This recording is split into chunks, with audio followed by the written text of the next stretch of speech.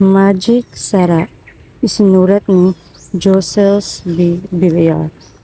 Sa bayan ng base camp, matatagpuan ang pamilyang Hinautan. Sila ay matiwasay at masaganang naninirahan dito. Ang bahay nila ay malayo sa kapitbahay, kaya naman sobrang tahimik at matiwasay ang kanilang buhay dito.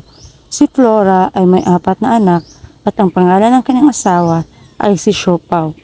Hating gabi, sa kalagitnaan ng pagtulog ni Flora kasama ang kanyang pamilya ay narinig niya ang ingay ng aso sa bakuran nila. Ngunit pinalagpas niya lang ito dahil iniisip niya na baka dahil lang daw sa naglalaro lang ang mga aso kaya maingay ito. Kinabukasan, biglang nawindang si Flora sa kanyang nakita sa puno ng mangga. Pumikit siya dahil sa takot at nung idinilat niya ang kanyang mga mata ay nawala ito. Kaya sabi ni Flora sa kanyang sarili, baka katang isip niya lang iyon at bunga lang sa kanyang labis na pagod. Hindi sinabi ni Flora sa kanyang asawa ang nakita niya sa araw na iyon para hindi na ito mag-alala. Hating gabi, narinig ulit niya ang ingay ng aso sa labas ng kanilang bahay at maya-maya pa ay narinig na ni Flora sa kanyang mga tenga ang nakakatakot na bulong na nagsasabing, "Flora! Flora!" Natakot si Flora sa kanyang narinig. Ngunit ang ipinagtataka niya ay bakit siya lang ang nakakarinig. Kinabukasan, inihayag niya sa kanyang kabiyak ang kakaibang pangyayaring naganap sa kanya noong nakaraang gabi. Ngunit hindi naniwala ang kanyang asawa at itinuring lamang na epekto ng kanyang pagkapagod ang kanyang mga naririnig. Wala siyang nagawa kundi tanggapin ang hindi pagpapahalaga ng kanyang asawa sa kanyang mga salaysay at hindi na niya ito ipinilit pang maniwala. Nagpatuloy sa trabaho ang kanyang asawa at naiwan si Flora na nag-aalaga ng kanilang mga anak sa araw na iyon. Si Flora ay abala sa paglalaba, malapit sa kanilang tahanan. Ngunit, sa isang hindi inaasahang pagkakataon, napatingin siya sa puno ng mangga at nakakita ng white lady, diwata at kapre. Sa mga sandaling iyon, hindi na niya napigilan ang kanyang sarili at idinilat niya ang kanyang mga mata ng husto. Napatunayan ni Flora na totoo ang kanyang nakikita. Sa takot, agad siyang pumasok sa kanilang tahanan habang sinisigaw. Nagulat ang kanyang mga anak at agad siyang tinanong, Ma, anong nangyari sa'yo? Hindi siya makapagsalita at tulala lamang. Sa isip niya, hindi niya ito pwedeng sabihin sa kanyang mga anak dahil baka sila'y matakot. Tinanong siya ulit ng kanyang mga anak. Ma, ano bang nangyayari sa'yo? Sumagot siya na, "Wala, anak. Nakakita lang ako ng ahas pero huwag kayong mag-alala, wala na ito." Lumipas ang araw na iyon, si Flora ay napaisip na sigurado siya na nasa 3 nilalang na nakita niya sa puno ng mangga ang maaring bumubulong sa kanya. Sabi ni Flora sa kanyang isip, "Nakakatakot at nakakapangilabot ang mga bulong na aking naririnig, kaya dapat kong malaman kung sino sa kanilang 3 iyon." Dahil sa hindi pagsayang-ayon ng kanyang asawa, si Flora ay mag-isang nag-iisip kung anong nangyayari sa kanya at ano kaya ang dapat niyang gawin para tigilan na siya nito. Ilang oras ang makalipas ay narinig na naman ni Flora ang isang nakakatakot na bulong. "Flora, Flora, punta ka dito sa puno ng mangga. Magdala ka ng tinapay at malamig na kanin." Dahil sa takot, hindi sumunod si Flora sa hiling na iyon. Ngunit, muli itong bumulong. "Flora, punta ka na dito sa puno ng mangga. Kung ayaw mo, ako ang pupunta sa iyo at kukunin kita." Kaya kahit labag man sa kalooban ni Flora, sinunod na lang niya ang hiling ng nilalang na iyon. Ayaw niyang baka totohanin nito ang pagsabi na kukunin siya at ayaw niyang madamay ang kanyang mga anak na nasa bahay. Kaya't dali-dali siyang pumunta sa puno ng mangga, dala ang tinapay at malamig na kanin na hinihingi nito. Doon niya nalaman na isang kapre pala ang bumubulong sa kanya. Naging madalas na pagpunta ni Flora sa puno ng mangga. Nalubos na pinagtataka ng kanyang asawa. Upang malaman ang katotohanan, nagdesisyon ang asawa ni Flora na hindi muna pumasok sa trabaho ng isang araw at palihim na sinundan si Flora sa puno ng mangga. Lubos siyang nagulat nang marinig niya si Flora nang nagsasalita doon na tila may kausap talaga. Walang dalawang isip si Siopaw na tanungin si Flora tungkol sa nangyari. Pag-uwi ni Flora, nagulat siya na hindi pumasok ang kanyang asawa sa trabaho. Agad na tinanong ni Siopaw, "Day, anong ginagawa mo doon sa puno ng mangga? Sino ang kausap mo doon?" Sa una, ayaw sanang umamin ni Flora, ngunit ayaw rin niya na baka magtampo ang kanyang asawa, kaya't inamin niya na siya ang bumubulong sa kanya at siya rin ang pinupuntahan niya. Tanong ni Siopaw, "Sino?" Sagot ni Flora, "Siya ay isang kapre." Kasabay ng takot sa kanyang boses, napagtanto ni Siopaw na totoo nga ang sinasabi ng kanyang asawa. Labis na naawa si Siopaw sa kalagayan ni Flora, lalo na kapag sumasapit ang gabi at hindi ito nito mapalawanag ang labis na takot na nararamdaman. Kaya't hindi na niya ipinatagal pa at lumapit siya sa isang albularyo upang humingi ng tulong.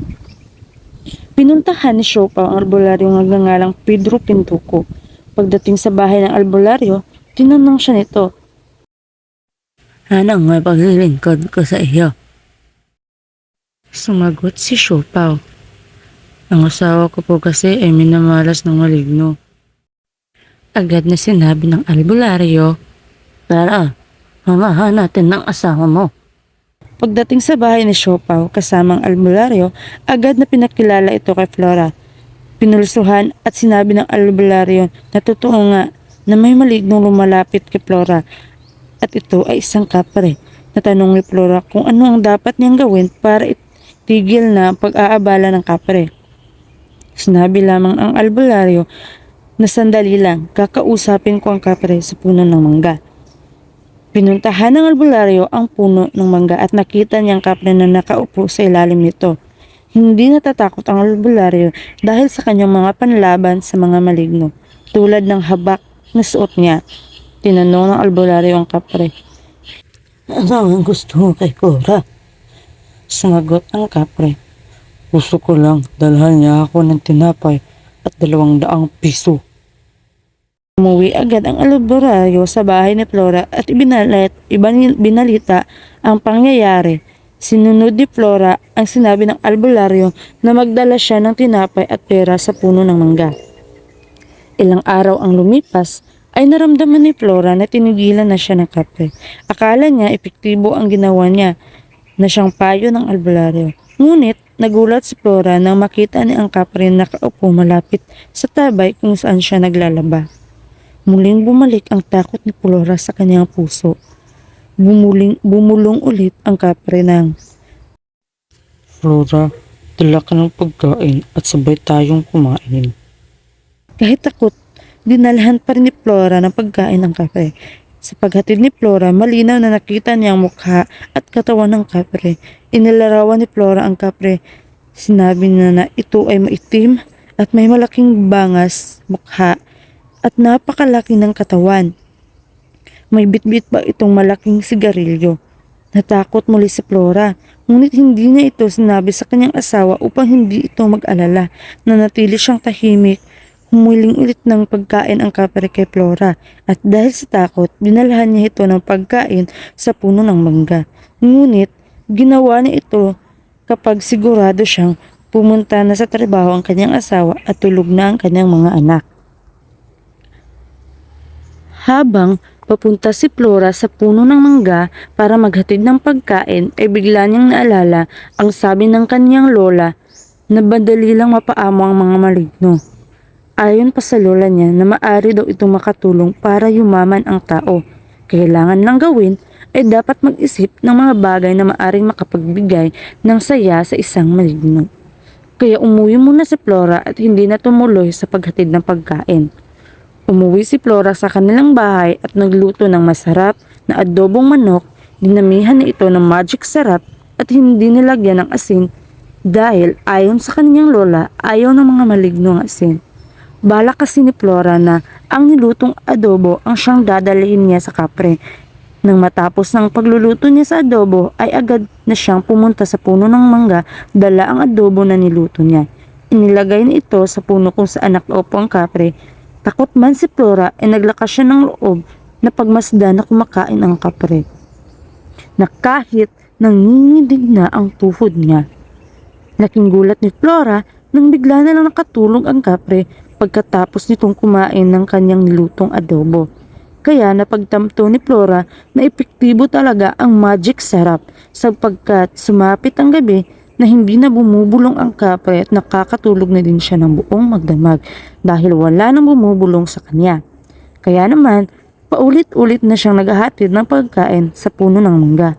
At dahil labis na nasarapan ang kapre sa luto ni Flora, ay binigyan siya nito ng ginto. Kaya naman, bumili si Flora ng napakaraming magic sarap. At dahil dito, ay hindi na siya tinatakot ng kapre bagkos ay naging mayaman sila ni Flora. Ang buong akala ni Flora ay nagtagumpay na siya sa kanyang ginawa. Ngunit nagkakamali pala siya dahil simula pa lang iyon ng patibong ng kapre. Kinaumagahan ay masaya si Flora na gumagawa ng mga nakasanayan niyang gawin katulad ng paglalaba, paghuhugas ng pinggan at pag-aalaga ng mga bata. Masaya naman ang kanyang asawa ni Siopaw habang pinagmamasdan niya si Flora. Tahimik ulit ang paligid ni Flora at inakala niya na talaga na bumabalik na sa normal ang buhay nila lalo pa at may sarili na silang ari-arian dahil sa gintong binigay ng kapre. Ngunit biglang nawindang si Flora nang biglang may malamig na hangin na dumampi sa kanyang mukha. Natakot ulit siya at nang biglang may sumilip sa kanya kaya di niya na napigilan ni Flora ang sarili na sumigaw ng "Tulong! Nandito na naman siya!" Kaya nagmamadali na nilapitan siya ng kanyang mga anak at tinanong siya na Sino nandito, ma? Sino? hindi pa man nakasagot si Flora ay nahimatay na siya dahil sa labis na takot na nararamdaman niya. Kaya si Siopaw ay nag-aalala sa kanyang asawa. Ngunit alam din ni Siopaw na may kasalanan na rin siya kay Flora dahil pumayag siya na tanggapin ang gintong ibinigay ng kapre. Kaya napag-isipan ni Siopaw na muling puntahan ang albularyo para huminingi ng payo kung ano ang kanilang gagawin ngayong bumabalik na naman ang kapre.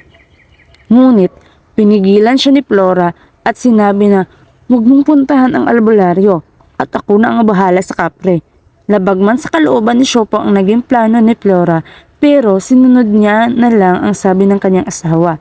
Kinabukasan ay pumunta si Flora sa puno ng mangga. Dala ang pagkain na may maraming magic sarap at ibinigay niya sa kapre dahil nagbabaka sakali si Flora na kapag ginawa niya ito ay titigilan na siya ng kapre. Nakipagkita si Flora sa kapre sa puno ng mangga at agad namang sumipot ang kapre. Tinanong ni Flora ang kapre, "Ano ba talagang gusto mo?" Sumagot naman ang kapre, "Ikaw ang gusto ko." At nabigla si Flora nang marinig ito kaya naman sumagot si Flora, "Anong ibig sabihin mo?" Sagot naman ng kapre, "Gusto kitang gawing asawa." Kaya natakot si Flora at naisagaw niya ang katagang magic sarap. Sinambit niya ito kasabay ang pagpikit ng mata at kasabay ng pagpikit niya, siya ay naging si Super Flora. Kaya pagdilat niya ay wala ng kapre at doon lang nalaman ni Flora na ang kapangyarihan niya ay mula sa magic sarap. Kaya takot ang kapre sa magic sarap sapagkat ito ay may halong asin, bawang at sibuyas na ang lutuin ay nagiging magic sa sarap. At si Flora ay may kapangyarihang ganap. Umuwi kaagad si Flora sa kanilang bahay at ibanalita kay Siopaw na alam niya na kung ano ang kinakatakutan ng kapre. Takot ang kapre sa magic sarap dahil ayaw niyang maulit na makatulog ng ilang araw dahil sa sarap ng pagkain na may magic sarap. Labis galit ang kapre sa ginawa ni Flora, kaya gusto nitong gumanti kay Flora. Kaya naman, dahan-dahang pumunta ang kapre sa bahay ni Flora para kunin si Flora sa kanilang bahay at dalhin ito sa puno ng mangga. Ngunit hindi ito naituloy dahil naamoy ng kapre ang magic sarap at kasabay doon ang pagsigaw ni Flora ng "Ako si Super Flora, magic sarap!" Nagalit ang kapre at nilapitan niya si Flora para suntukin ito, pero tumakbo si Flora papalayo sa kanilang bahay para ipagpatuloy nila ang kanilang labanan doon sa malayo sa kanilang bahay para hindi sila makita ng anak at asawa ni Flora. Nang sa ganon ay hindi malaman ng pamilya ni Flora na may kapangyarihan siya. Sumunod ang kapre kay Flora doon, mismo malapit sa mangga na tinitirhan ng kapre. Nagkaroon sila ng matinding labanan gamit ang magic sarap na siyang kapangyarihan ni Flora ay inihagis nito sa kapre kasabay ang pagsigaw ng magic sarap. Hindi natiis ng kapre ang matinding amoy ng magic sarap kaya tumakbo papalayo ang kapre at nagtago para hindi siya makita ni Super Flora. Wala ni isa sa pamilya ni Flora ang nakakaalam sa angking kapangyarihan niya. Naging tagapagtanggol si Flora sa kanyang pamilya para hindi ito malapitan ng kapre. Kaya naman ang kapre ay pansamantalang natigil sa panggagambala kay Flora at sa pamilya nito. Ngunit nag-isip uli ang kapre kung paano niya matatalo si Flora at biglang sumagi sa isipan ng kapre na hating gabi ay pupuntahan niya si Flora at gagawin ang masamang binabalak nito. Nang mga panahon na iyon, naging kampante si Flora na hindi na siya malalapitan ng kapre. Kaya naman, nang nagpaalam ang kanyang asawa na si Siopaw na pupunta ito sa kanilang kamag-anak ay hindi na siya nag-atubili pa na payagan ito.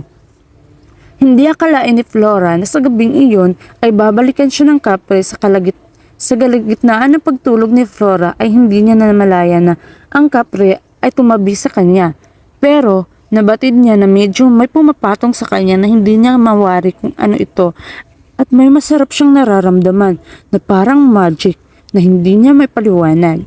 Dahil sa labis na himbing ng pagtulog ni Flora ay binaliwala niya ito kaya hindi na ito namalaya ni Flora na ginagahasan na pala siya ng kapre. Kinabukasan, nabigla si Flora. Bakit ang sakit ng katawan niya at halos hindi na ito magalaw? Inakala ni Flora na baka nasobrahan lang siya sa pagtulog. Lumipas ang ilang araw, nagulat na lang si Flora nang bigla na lang siyang nahihilo, nasusuka at laging masakit ang ulo. Hindi niya namalayan na buntis pala siya bunga ng panggagahasan ng kapre. Sa labis na pagtataka ni Flora ay sinabi niya kay Siopaw ang kanyang hindi may paliwanag na nararamdaman. Kaya naman, napagdesisyonan nila mag-asawa na magtungo nila sa albularyo para magpagamot. Pagdating nila sa bahay ng albularyo ay pinatuloy sila at tinanong na, "Ano ba ang problema?" Sumagot si Flora na, "Palagi po kasi akong nahihilo at masakit po ang ulo ko. Nagsusuka din po ako." Kaya naman, hinimulsahan siya ng albularyo at napag-alaman na apat na buwan na pala siyang buntis. Natuwa na sana si Siopaw nang bigla sinabi ng albularyo na hindi tao ang ama ng dinadala ni Flora. Kaya imbis nasaya ang nasa mukha ni Siopaw ay napalitan ito ng lungkot. Kaya tinanong ni Flora kung sino ang ama ng kanyang dinadala at sinabi ng albularyo na yung dinadala ay ang kapre. Nahasa kanya ng pingulis ng iyong asawa. Naalala na ito ni Flora. Ito ay nung mag-isa lang siyang natutulog sa kanilang kwarto dahil umalis ang kanyang asawa at kinaumagahan ay masakit ang katawan niya. Doon niya lang napagtanto na ginahasa pala siya ng kapre ng mga panahong iyon.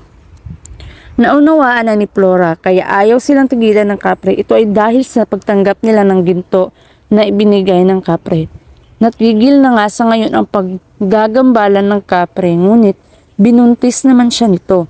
Nanatili kay Flora ang kanyang kapangyarihan at sa ngayon ay naging mapagmatsyag na siya para masiguradong hindi na makapanggambala pa sa kanya at sa pamilya niya ang kapre.